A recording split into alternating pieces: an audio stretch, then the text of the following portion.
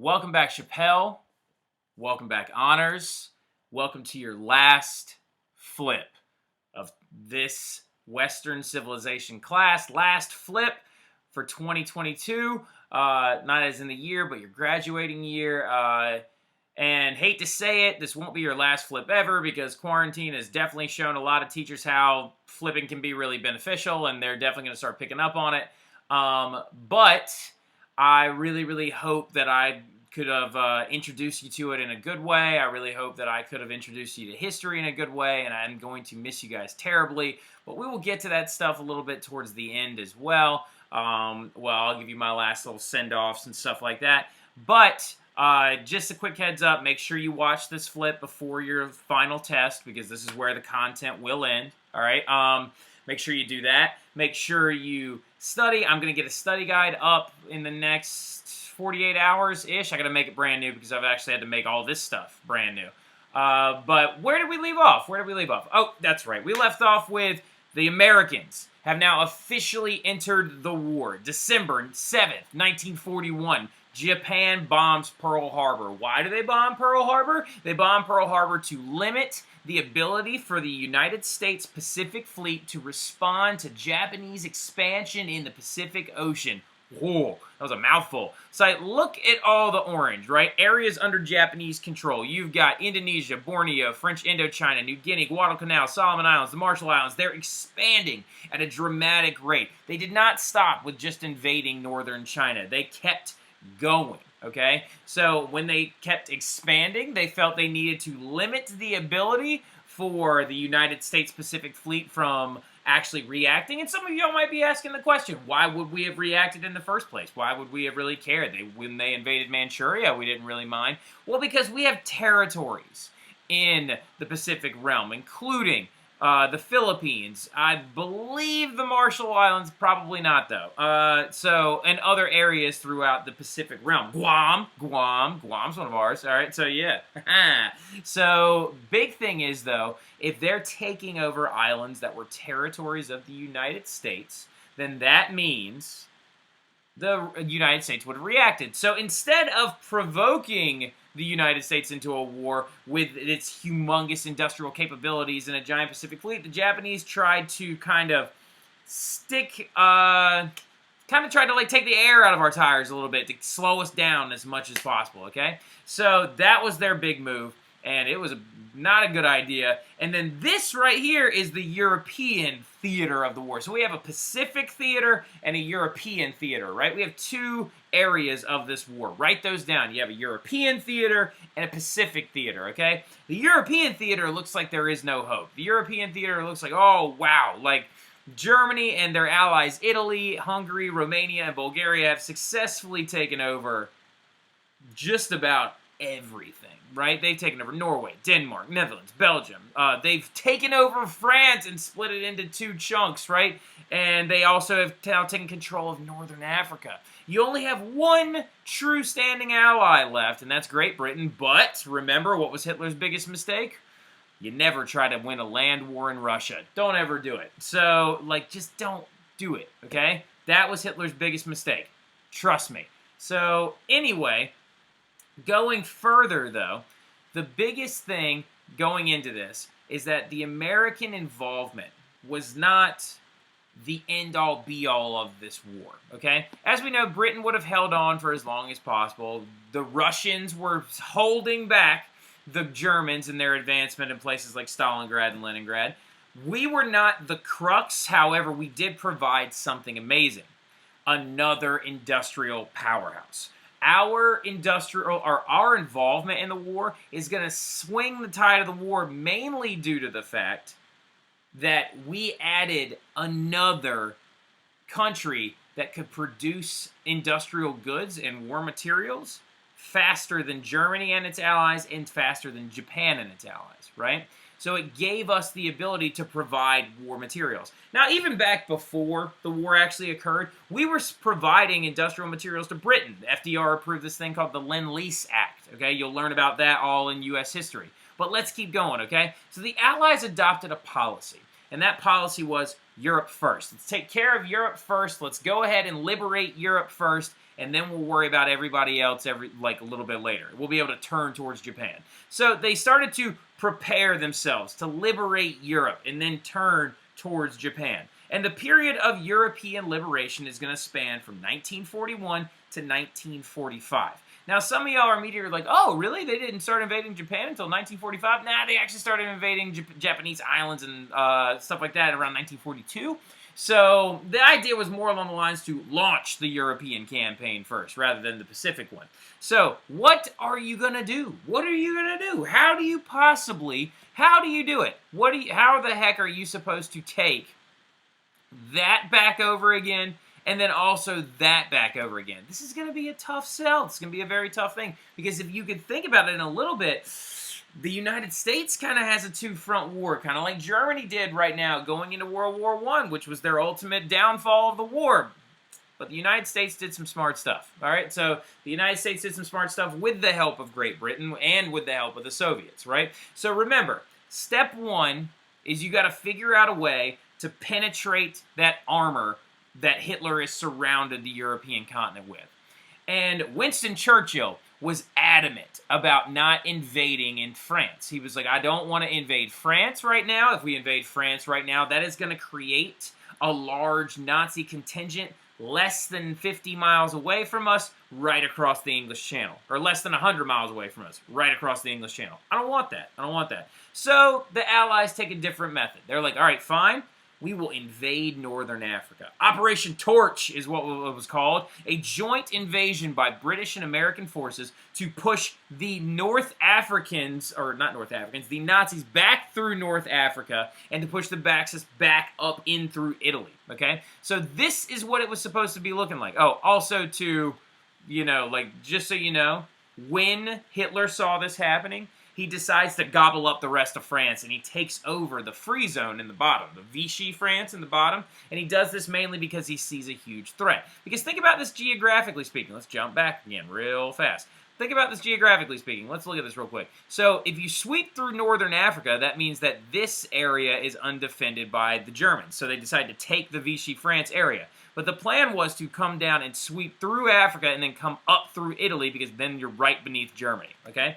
So that is going to be a major genius move. And they're going to have massive engagements in the North African theater, which is not a lot of movies or television really talks about the North African theater very much, okay? Well, not theater, but the North African area of the World War II invasion of Europe very much. Reason being is due to the fact that I guess it's just not as glamorous as some others, but it is really, really neat because you're going to have major figures like Erwin Rommel and George Patton that are going to go head-to-head with one another. You'll learn all about that kind of stuff later on. Erwin Rommel, the Desert Fox, was the name of the Nazi general. Now, these are the amphibious craft unloading men onto the beaches of Northern Africa, ready to actually... So don't confuse that with D-Day. That's not D-Day. Unloading men into Africa, right? So then, meanwhile, during step one, while the Allies, while the United States and Britain are going in through North Africa to then go up through Italy, the Soviets, their main job is they have to hold off the Germans for as long as possible. They have to keep the Nazis back in Stalingrad and Leningrad, all right? And they are successful in doing this. They actually created civilian defenses. It was an amazing thing in the Soviet Union. The Soviet Union was able to rally its people and grow their confidence, and they created bunkers and walls and fortified their cities, and the people of these cities actually were able to hold the Germans back, and the Germans were never able to fully take over Leningrad or Stalingrad. Now, they wanted Leningrad because it's the capital of the Soviet Union. They wanted Stalingrad because it was a major industrial site. And it was now called Voldavlak, or I can never say it. But it's on the Volga River, all right? And it's a major industrial area where they were producing a lot of their military arms, and the Germans were never able to take it. And the civilians had so much gumption, they were like, we will not give up. And over 1 million of them starved to death, because the Germans tried to blockade the entirety of the cities and starve them out. And there were accounts of people in Leningrad eating food made out of rats and wallpaper. because they just had nothing else to eat. Some of them were eating one slice of bread that was half made out of sawdust and flour. Like, it was a very rough thing. But the Soviets were able to hold the Nazis back in cities that would eventually be decimated to the ground, but they never let the Nazis take over. That is very important. You need to underline the fact that the Soviets did play a major part in World War II in their ability to hold them back at Leningrad and Stalingrad. Underline or highlight that section, right?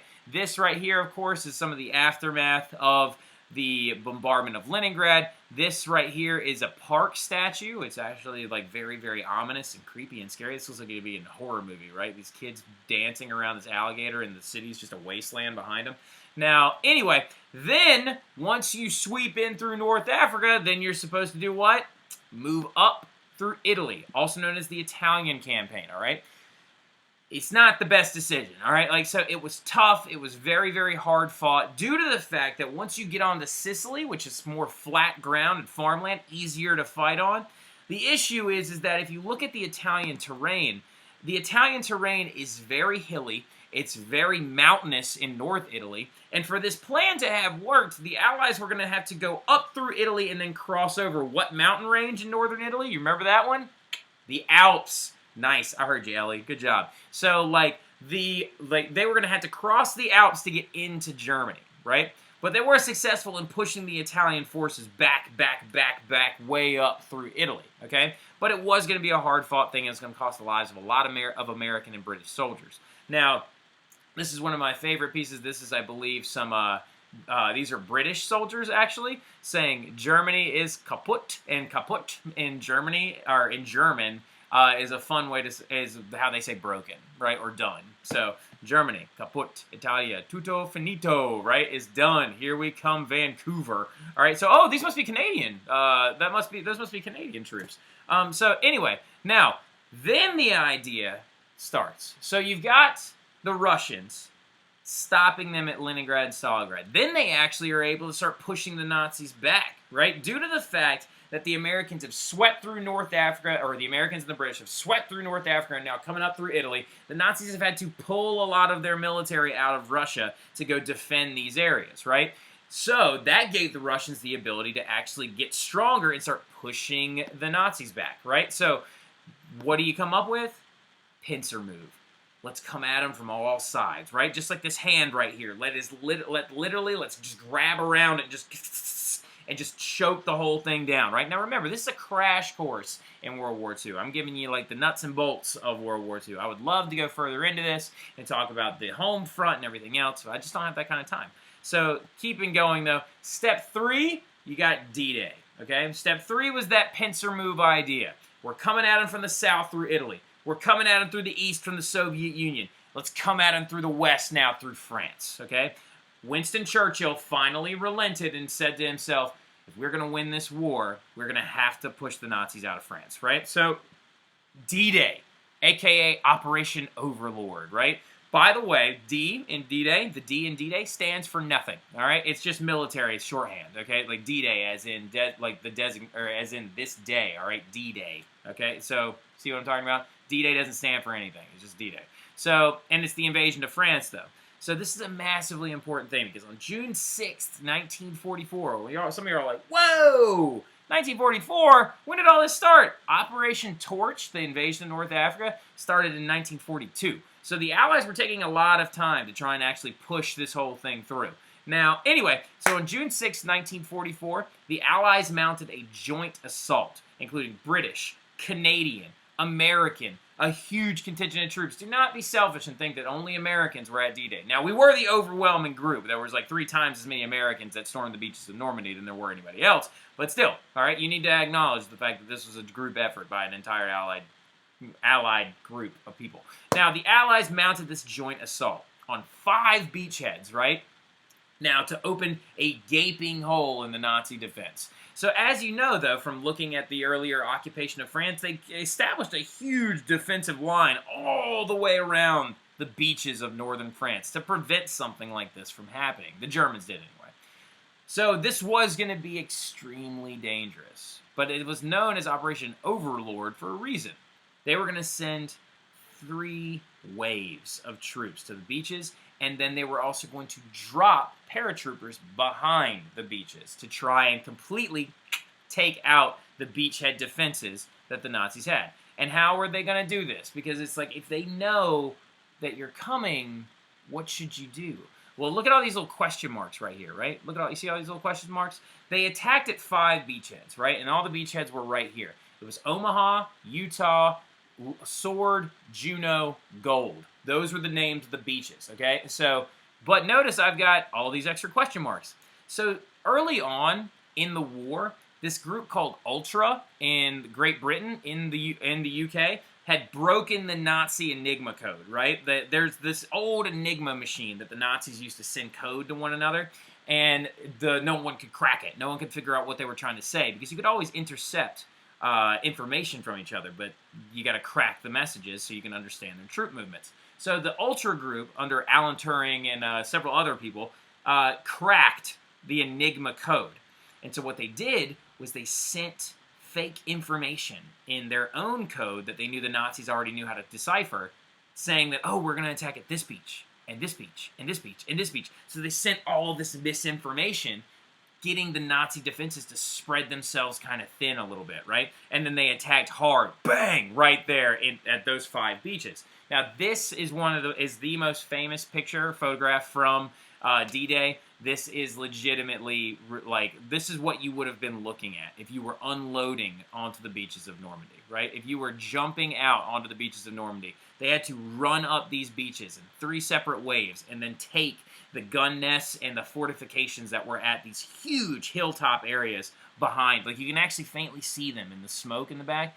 Those hilltop areas up there in the back, they had to get all the way up there and then take out the Nazi fortifications up there. It's a very, very intense thing. But this is what it looked like after it was successful, because we only had to use 2 waves. The first 2 waves were actually successful, and the Allies were able to create a huge area to send troops and munitions and armor through northern France and then come at Germany from the west. So if you're Germany, you're donezo by this point. It's pretty obvious. There's a lot of Nazis who actually agree with this. Several Nazis during this time period actually tried to, listen closely, listen, several Nazis actually tried to kill Hitler during this time period. The Valkyrie Attempt is one of my favorite to talk about. If I had enough time, I would do an entire lesson on the Valkyrie Attempt. The Valkyrie Attempt was like a group of Nazi officers were like, there's no way we win this war. There's no way. The Allies are pushing into France. Paris has been liberated on August 1944. Paris, officially liberated by the Allies. You got American troops and British troops and Canadian troops, all with the French in Paris, liberating them, taking this area back from the Germans, right? So a lot of German Nazi officers were like, there's no way, we're not going to win this war. But Hitler is going to literally cost the lives of millions because he won't just give up. So they tried to assassinate Hitler. Now, it wasn't the only time. It wasn't the only time anybody ever tried to assassinate Hitler. He had some ridiculous number of assassination attempts on him, somewhere in the 20s or 30s, or I don't even know. So anyway, but the Valkyrie Attempt, they tried to blow him up in a bunker, but it didn't go very well, and the bomb was moved at the last minute, and the firing pin mechanism didn't operate right, so only half the bomb exploded, and just Hitler's leg was hurt. And then he ended up going and finding all the people that were in the plot and killed them and their families and stuff. And he had this whole paranoid outbreak where he had thousands of Nazis killed by Germans themselves. It's crazy, right? It's absolutely insane time. But the Allies are winning. And they're pushing into France. And Paris is going to be liberated in August of 1944. Now look, there is Germany. And this is the progress through northern Italy, right? Bang! Allies are coming in from the west. Bang! Soviets are now pushing into Germany. Bang! Allies are pushing up through Italy. You got no shot.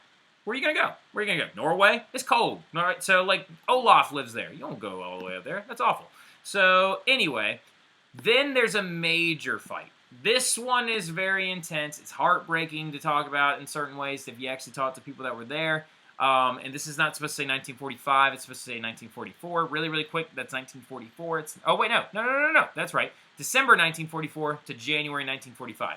The Battle of the Bulge, right? So remember, weather plays a massive thing in all of military actions. So as the Allies pushed the Germans back, they ended up getting stuck right here. All right, so this area right here at the border of Belgium, France, and Germany, and Luxembourg, this area right here, there is a place called the Ardennes Forest. All right, now the Ardennes Forest is where they're going to get stuck, and they're going to like actually be in the middle of winter, and it's going to be extremely grueling. They don't have proper facilities to keep the soldiers warm. They don't have proper tools for them to dig foxholes with, and this whole thing is going to be known as the Battle of the Bulge because the weather, the environment, and the conditions are going to make it borderline impossible for the Allies or the Germans to really know where they are in these woods. So they just start firing artillery into there at all times, and they just get disoriented. And the reason why it was called the Battle of the Bulge is because, as you can see, the lines would bulge out massively, okay? Like, so whenever, like, they would advance forward, there was this massive bulge in the line. Actually, at one point, at Bastogne, outside of a very small city, the American troops were completely encircled, completely surrounded. But the Germans had no idea they had them surrounded, and then the Americans had no idea they were surrounded because the terrain was so hard to navigate. But eventually, they're going to push through the Battle of the Bulge. Once it starts to warm up a little bit, they're going to start pushing them back through, and they're going to push them successfully back in to Germany, which is a massive, massive, massive thing. And then, of course, cowards will take the coward's way out, all right?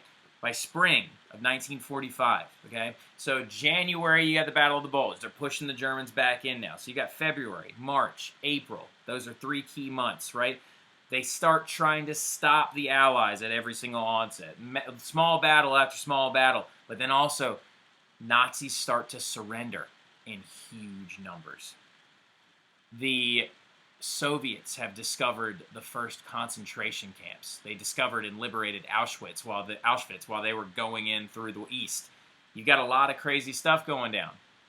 The leaders of these countries, knowing that they're not going to make it, since the Russians are pushing into Berlin and the Allies are pushing into the east, right? Pushing east up through Italy, Benito Mussolini, shot and killed by his own people. Now, some of y'all are like, oh, I thought he, killed himself. No, Benito Mussolini did not. Mussolini was shot by Italian resistance fighters. And then him, his mistress, and his statesman, I guess is what we'll call it, his, actual, advisors, were all hung upside down from a gas station. All right? So they hung from the roof, and people were coming by and beating the daylights out of them with sticks like they were human piñatas. Now, they were dead already, but, it's ridiculous. That right there, that is fascism in a nutshell, right? That is Benito Mussolini right there, hanging upside down dead on a gas station, on a gas station roof because his people were like, there's no way we can win this war. The best way to do is to throw him to the wolves, right? So then Hitler went into a bunker following the assassination attempt, actually, went into a bunker with his new wife, Eva Braun, who he married a day before he did this, where they all committed suicide. He gave her cyanide capsules, their dogs cyanide capsules, killed their dogs, and then gave himself one and then shot himself to make sure that he wouldn't live. So that right there is the room where Hitler's body was found, and that right there is the headline, that Hitler had died due to suicide, right? So the biggest thing about it, on May 8th, 1945, following all of these movements and also following the stopping of some outside SS, small contingent groups and stuff like that, on May 8th, 1945, VE Day would come down, okay? VE Day, Victory in Europe Day. So, as you can see, this is a long, grueling process, this war. Now, we're going to do the Pacific Theater in 2-3 slides, okay? So we're going to keep cruising. We're actually coming in on a good time right now. We're making good progress. But now we got to turn to the Pacific Theater, right? Well, the Allies didn't really do, like I said, Europe first earlier. They actually had been there since 1942. Some of the most major early battles include the battles of Midway, the Battle of Guadalcanal, the Solomon Islands, right? Which most of those are going to be fought in the air, all right? So, or on naval aircraft carriers, right? So as you can see, that is some of the desolation from the Battle of Midway, and here are some other pictures of the Battle of Midway. A lot of this is going to be fought using naval air superiority. So actual airplanes bombing small ships and then ships fighting in the water against each other. So most of those are going to take place on the water itself. Battle of Midway being one of the biggest ones. And then after that early Battle of Midway and the Battle of Guadalcanal, what the Allies decide to adopt is this thing called island hopping. So what they do is they decide to start here, and once they got past Midway, they were literally just going to take island after island, and then just go, got that one, got that one, got that one, and then we're just going to jump and island hop and actually take all of those, all those islands one at a time. Some of those land sieges of island hopping include Iwo Jima and Okinawa. Iwo Jima, of course, being home to the most famous American military photograph of all time. The men, Marines actually planting a flag at the top of the highest point of Iwo Jima following their taking over of this island. And these were very long and grueling assaults. The Japanese were dug in underground. The Americans would have to use flamethrowers to actually try and take out their underground positions.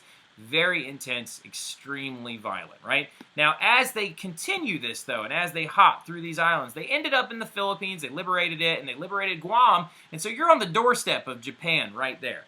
Well, the question becomes, do you invade Japan directly? Is that a good idea? If you invade Japan directly, you're going to have massive civilian casualties of the Japanese. You're going to have massive casualties of the American troops. You're going to have massive Japanese military casualties.